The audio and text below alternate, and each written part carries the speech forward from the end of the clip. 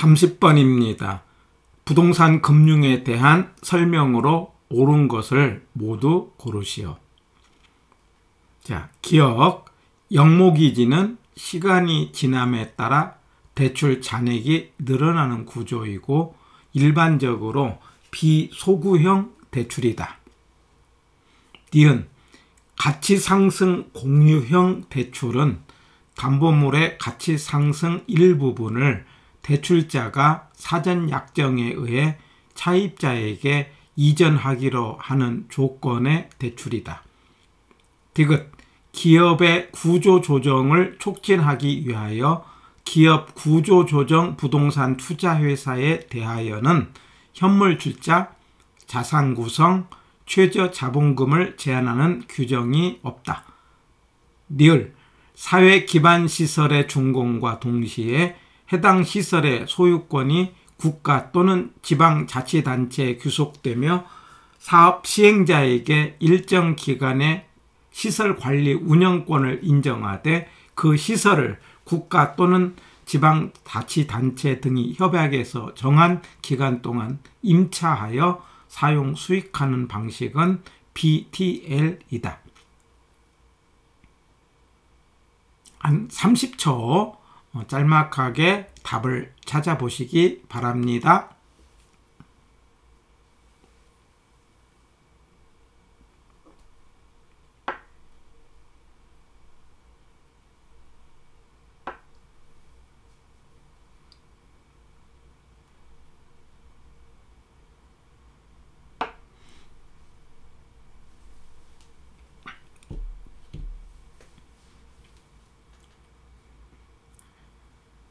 (30번의) 정답은 3번이었습니다. 한번 지문들을 본다면은 영목이지 그러면은 모기지의 반대죠. 모기지라는 것은 집을 살 때 장기로 대출해준 대출 상품을 모기지라고 하고 우리나라의 대표적인 게 보금자리 대출이 해당이 되겠어요. 그런데 영목이지는 주택연금이죠. 노후에 주택을 담보로 생활비를 빌려 쓰는 그런 대출을 영목이지라고 합니다. 그런데 영목이지는 주택을 담보로 대출을 해주는 겁니다. 이때 대출은요, 은행에서 해주는 거예요. 대출기관에서 해줍니다. 자, 그런데 이때 금융공사가 보증이 들어가는 거죠. 그래서 대출을 해주기 때문에 대출 잔액이 늘어나는 구조다. 맞고요. 그리고 나중에 그 어르신이 돌아가셨을 때 그 주택 가격을 통해서 대출해준 돈을 이제 회수를 하는 거죠. 그런데 만약에 주택 가격이 떨어져 가지고 다 대출 금액을 회수하지 못한다 하더라도 상속인에게 달라고 못하죠. 그걸 우리는 비소구 그러는 거죠. 그렇기 때문에 기억은 맞다. 이렇게 기억하시고요. 우리 개론에서 비소구 그러면은요, 신, 피, 주 이렇게 세 개를 하나 기억합니다. 신탁금융, PF, 그 다음에 주택연금 이 세 개는 뭐라고 한다? 비소구 이렇게 기억하고 기억은 맞는 겁니다. 니은. 가치상승 공유형 대출.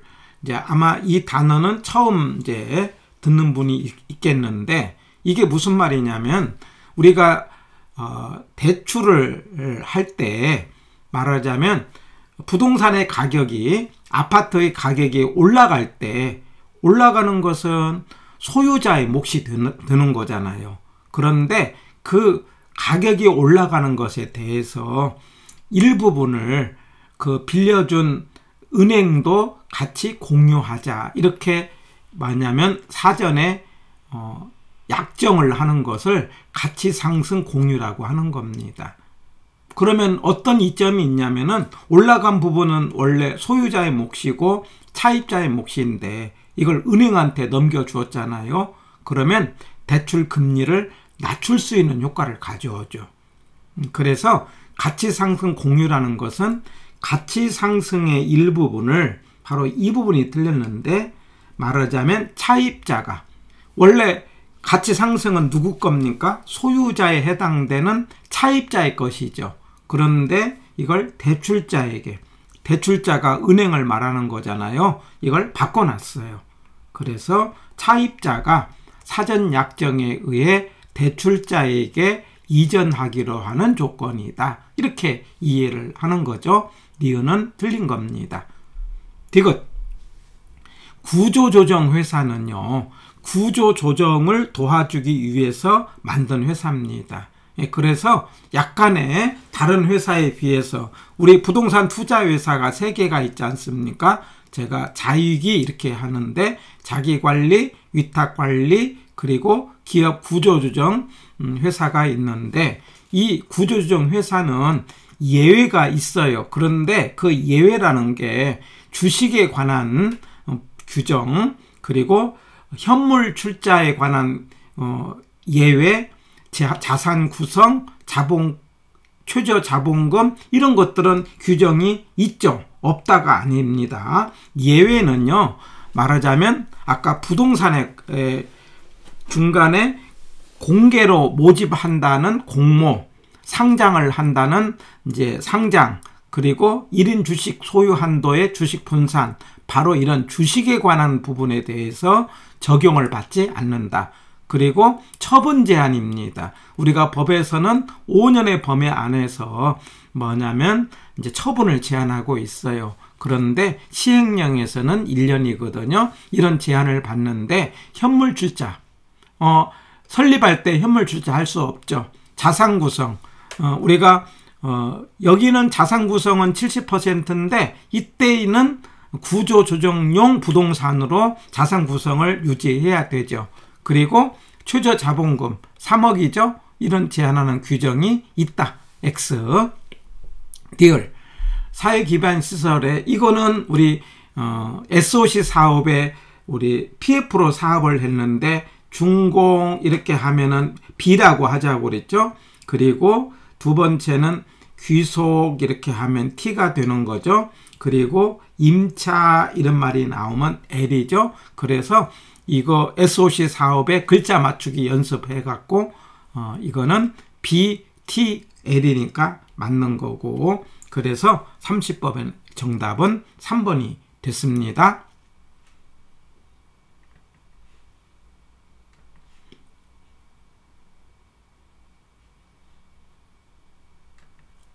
(30번에서는) 투자회사를 정리를 해봅니다.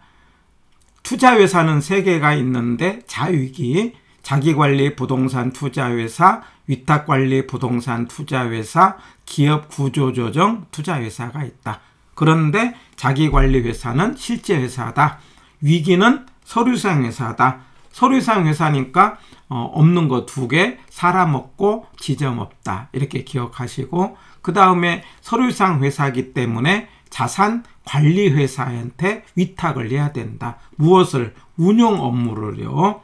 그런데 조심할 것은 관련 회사로 자산 관리 회사가 있고요. 그 다음에 투자 자문 회사가 있어요. 그럴 때 두 회사의 차이점은 자문이 평가, 이 자문이라는 글자가 들어가면은 자문회사고, 자문이 안 들어가면 자산관리회사로 이렇게 찾고요. 그리고 자산관리회사는 인가를 필요로 하고, 투자자문회사는 등록으로 가능합니다. 그리고 이제 자본금에 대해서는 우리 357 이렇게 기억하는 거죠. 그러니까 위기는 3억으로 설립을 하고, 그리고 나중에 50억을 자본금을 만든다. 3호. 그 다음에 자기관리회사는 5억으로 설립을 하고 나중에 70억을 만든다. 물론 설립할 때는 현물출자 없다. 예. 그리고 주식은 상장을 해야 되고요. 그리고 인가 내지는 등록 후 2년 이내에 30% 이상 공개 모집한다. 여기서 자기관리회사는요, 인가를 받는 게고요. 그 다음에 구조조정회사는 등록을 합니다. 위탁관리는요, 공모형 위탁관리는 인가고요. 사모형 위탁관리는 등록이에요. 그래서 인가 내지는 등록 후 2년 이내에 30% 이상 공개 모집하고 그 다음에 50% 이내 분산을 하는데 바로 이런 주식에 관한 규정이 아까 기업 구조조정 회사는 적용을 받지 않는다. 이렇게 하자는 거고요. 그 다음에 자산 구성은 7, 8, 9 해갖고 70% 이상은 부동산이다. 물론 구조조정 회사는 구조조정용 부동산이에요. 이걸 매 분기말 이렇게 이야기합니다. 그리고 80% 이상은 유가증권, 그리고 90% 이상은 배당이다. 해가지고 숫자 자본금 357, 주식 235, 그리고 이제 배당에 관련된 7, 8, 9 이 세 개 숫자를 기억하시면은 문제 풀기가 훨씬 편안합니다. 해서 투자회사 이렇게 기억하신 다음에 PF는요, 프로젝트를 담보로 대출을 해줄 때 그때 말하자면 그 사업주와 그 다음에 PF 회사가 서류상 회사죠. 부예금융이다. 부예금융 그러면 장부를 따로 쓴다. 그렇기 때문에 사업주 입장에서는 돈을 많이 빌릴 수 있겠지만은 그러나 은행의 입장에서는 돈 받을 능력이 떨어진다. 비소구라고 그랬죠. 아까 신피주, 비소구, 그 다음에 에스크로우, 별도의 계좌를 이제 말하자면 위탁 계좌가 필요하다. 정보 비대칭 문제가 감소된다. 그리고 법인세 감면 효과가 있다. 이런 말들을 중심으로 물론 대출 금리가 높다. 또 PF가 망하면은 그 대출해준 금융기관도 부실해 줄 수 있다. 이런 말들이 이제 PF에 관련된 용어로 기억을 하시고 이 PF를 통해서 SOC 사업을 했는데 사회간접자본, 건설중공은 B자로, 그 다음에 이전귀속은 T로, 임대임차는 L로, 운영수익은 O로 기억을 하시고 대개 그 사업이 돈이 안 되는 학교라든가 도서관 같은 것은 L로, 돈이 되는 고속도로 같은 것은 O로 한다. 이 글자 맞추는 연습 꼭 기억해 보시기 바랍니다.